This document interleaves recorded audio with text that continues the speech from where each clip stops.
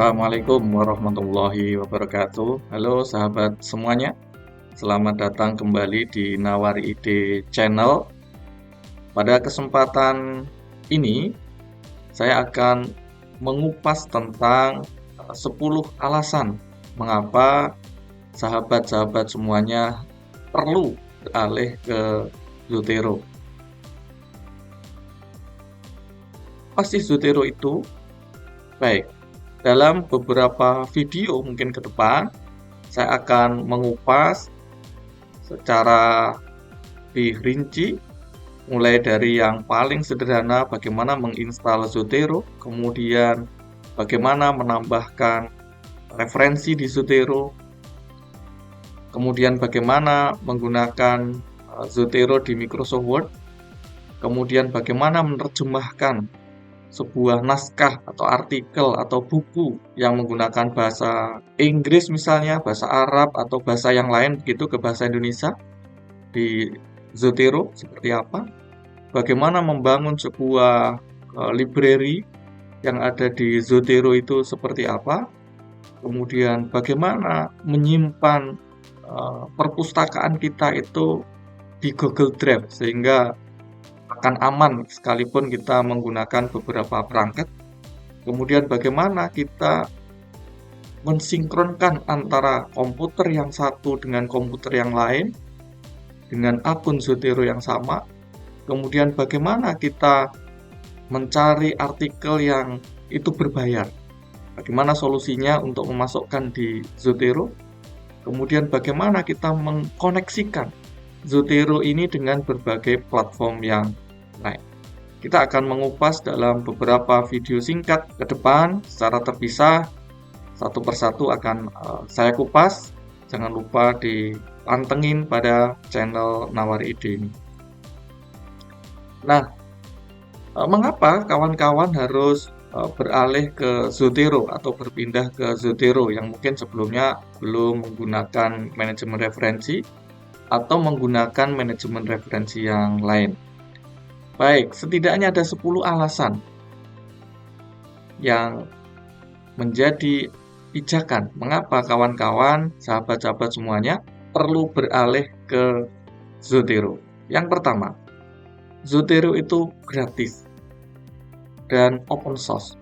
Jadi saya kira tidak sedikit dari kita yang suka menggunakan barang gratis, dan Zotero ini salah satu solusinya. Jadi manajemen referensi yang gratis dan open source lagi. Jadi Zotero ini terbuka untuk dikembangkan oleh siapapun. Jadi kita bisa menambahkan fitur-fitur baru ke Zotero tersebut. Jadi Zotero ini sifatnya open source. Kemudian yang kedua, desain antarmuka itu user friendly atau ramah pengguna. Seperti apa tampilan Zotero sehingga bisa disebut dengan user friendly. Kemudian yang ketiga, input referensinya mudah dan variatif. Jadi ada 4-5 cara ya bagaimana memasukkan referensi ini ke dalam Zotero. Ada yang secara langsung, kemudian ada yang menggunakan browser gitu. Nanti akan kita kupas di video-video berikutnya. Kemudian pencarian dokumen yang mudah. Jadi, selain kita bisa memasukkan referensi dalam bentuk PDF yang sudah ada, kita juga bisa memasukkan metadata dulu.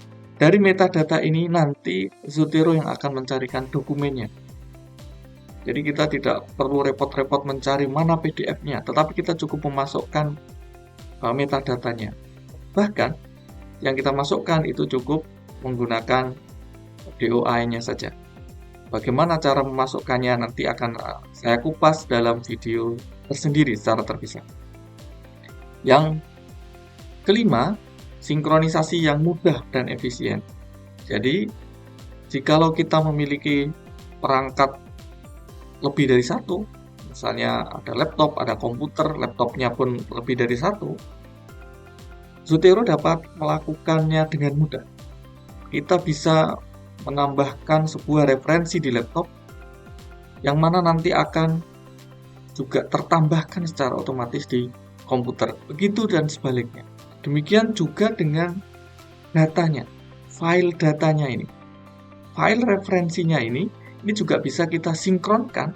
Nanti kita masukkan di sebuah Google Drive sehingga bisa kita akses dari beragam perangkat ya. Bisa diakses dari laptop, bisa dari komputer, bisa. Kemudian yang keenam, salah satu alasan juga yang membuat mengapa saya juga berpindah ke Zotero adalah dukungan plugin atau add-on yang sangat berlimpah dan sangat bermanfaat untuk kita sebagai seorang penulis atau kita sebagai seorang akademisi atau seorang kita yang sedang mahasiswa yang sedang menulis skripsi, tesis, disertasi maupun artikel ilmiah. Ini sangat membantu sekali. Plugin-plugin atau add-on ini sangat berlimpah, mulai dari untuk menerjemahkan, kemudian untuk membuat tampilan yang menarik, untuk mencari artikel-artikel yang mungkin susah dicari gitu ya. Ini dapat dilakukan dengan mudah, efektif, dan efisien di Zotero. Yang ketujuh, dukungan gaya penulisan atau style. Style di Zotero ini sangat berlimpah, sangat banyak sekali ya, ribuan style. Dan bahkan kita juga bisa mengubah dari style yang sudah ada itu kita ubah lalu kita tambahkan lagi ke style Zotero kita. Itu bisa kita lakukan dengan mudah di Zotero. Kemudian yang kedelapan, kita bisa melakukan kolaborasi. Jadi kolaborasi dengan para penulis atau peneliti yang lain.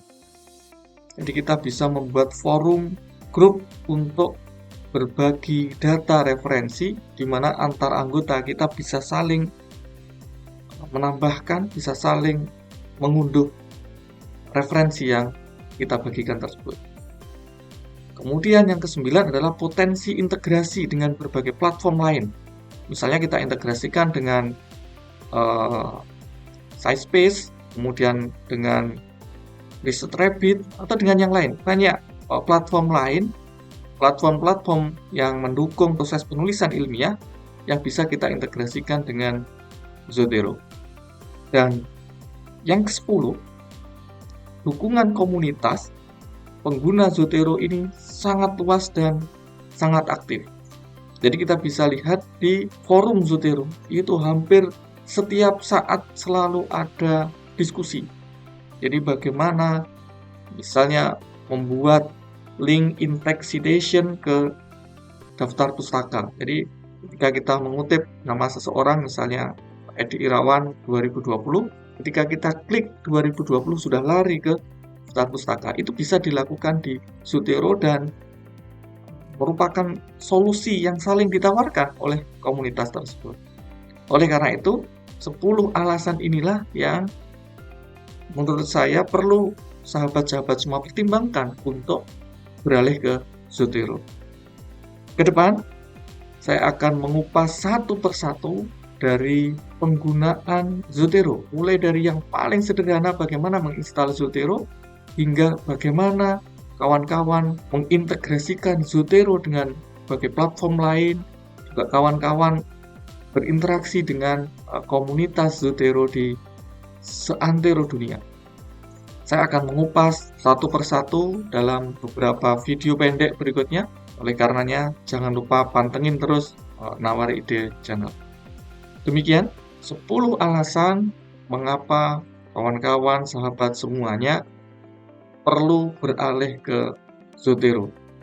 Demikian, terima kasih sudah berkenan mampir di Nawari Ide Channel. Sampai ketemu di video berikutnya. Assalamualaikum warahmatullahi wabarakatuh.